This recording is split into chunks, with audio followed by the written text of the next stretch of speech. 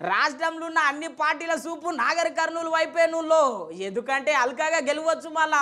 ఎందుకంటే లీడర్లు గంత తక్కువ ఉంటారు గంతగానం పోటీ చేస్తారు ఇక ప్రజల మద్దతుతో ఉత్తైన గెలవచ్చు అని BRS party BJP party Congress party మూడు ఉరుకుతూనే ఉన్నాయి మరి ఎవరెవరు ఉన్నారు సీట్లు ఎవరెవరికి ప్రకటించారు ఏమేం సంగతి అసలు గెలిచేటట ఓడిపోయేటట ఈ పార్టీలు ఒకసారి చూసొద్దాం పండి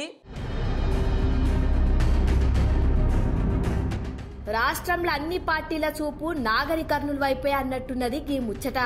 ఎస్సీ నియోజకవర్గం అయ్యేసరికి అన్ని పార్టీలు అల్కగా గెలుచుకోవచ్చని చూస్తున్నాయి ఇక ఇప్పటికే బీజేపీ పార్టీ పోతుగంటి భరత్ ను బరిలోకి దింపితే ఇక బీఆర్ఎస్ పార్టీ నుండి అయితే పొత్తులల్ల భాగంగా ఆర్ఎస్ ప్రవీణ్ ను బరిలోకి దింపాలని ఆలోచన చేస్తుంది ఇక కాంగ్రెస్ అయితే మల్లు రవి సార్ను లేకపోతే ఇంకెవరన్నా సీనియర్ నేతను బరిలోకి దింపాలని చూస్తున్నారు